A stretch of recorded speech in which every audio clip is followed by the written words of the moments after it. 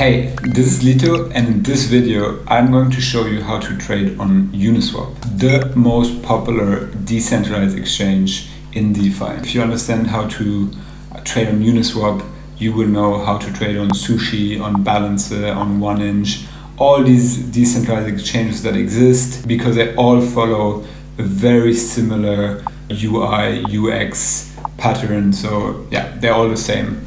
So I'm not going to go too much into detail on how Uniswap exactly works, but I wrote a cool article on the topic here, which I encourage you to read. The advantage with something like Uniswap is that there's much more tokens available to you than on a centralized exchange like Coinbase, for example.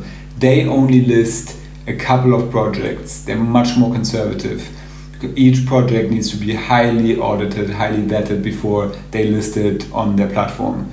On Uniswap, you can buy a token the moment a project has launched. So there's much more upside potential essentially. So if you're selling ETH, for example, for let's say USDC, what's happening is that your ETH will go into the pool and the USDC that you're buying will exit the pool. And the pool is provided by some liquidity providers. So those are people that provide both ETH and USDC into a pool, into a smart contract on the blockchain.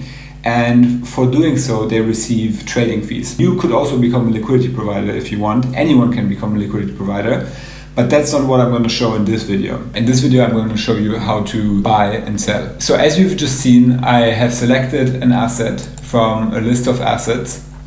And after I've done that, I can just enter an amount, and it will take a couple of seconds until Uniswap calculates exactly how much I can receive for this 1 ETH that I want to sell. And then I just have to click on swap.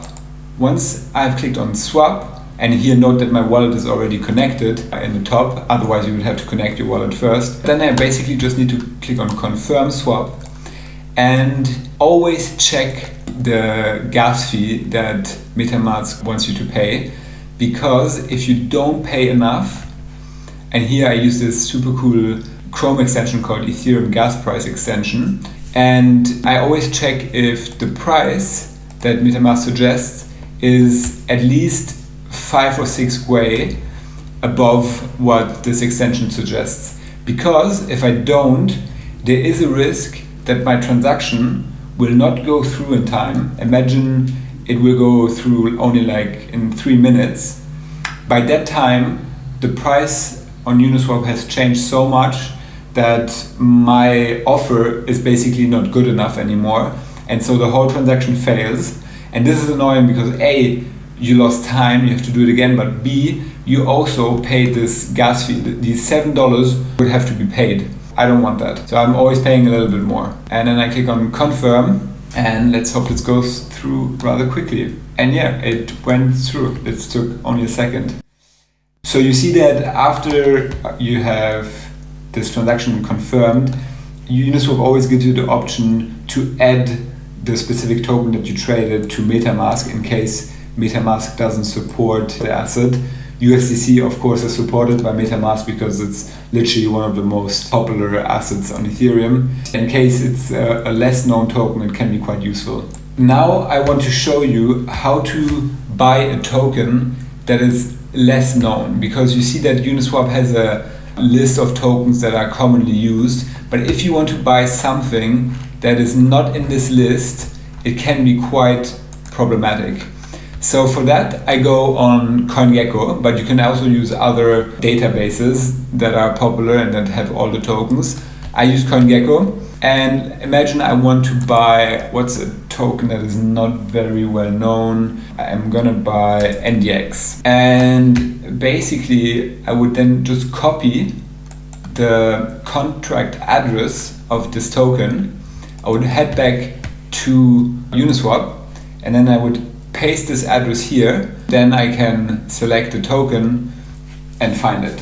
But yeah, sometimes you need to find a token manually and add it yourself to the Uniswap interface, because there are so many tokens out in the wild that Uniswap can't possibly keep track of all the pools, all the liquidity pools that exist on Uniswap, and add a token image for each and every one of them. So sometimes you have to do it individually. One other thing that I want to show you, it can happen sometimes that you want to make a trade, but it doesn't instantly go through because you haven't paid enough gas, right? I'm gonna underbid the current gas price on purpose. I'm gonna pay, let's say 17. And what you're gonna see is that your transaction will be pending, right? That means that it's in the mempool where miners constantly look for new transactions to add in a new block. And once that block is confirmed, then your transaction is also confirmed. But if you don't put in a high enough transaction fee into your transaction, then basically no miner will pick it up. And so it can happen, as I said before, that your transaction doesn't go through in time. If you see that happening, what you can try is to speed it up. So MetaMask gives you the option to put a higher gas fee with hindsight, and then basically what it will do is that it will create a completely new transaction that replaces the old one and has a higher transaction fee attached. With that being done, I hope now that the transaction will go through rather quickly. Okay, it confirmed. So you saw that by adding a higher transaction fee, I got this trade settled. So you'll notice today a lot of the assets are crypto tokens, some stable coins like USDC or USDT, ETH of course. You can also buy tokenized Bitcoin, so that's Bitcoin on the Ethereum blockchain.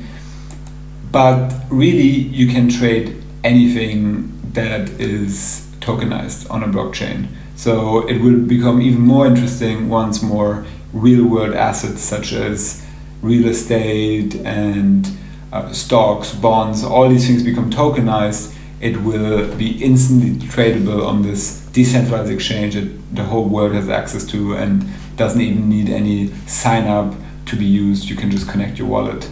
Alright, now you learned how to trade on Uniswap. It's a very essential lesson because anything that you do in the DeFi world will require you to at some point buy a token or sell a token. So here you go.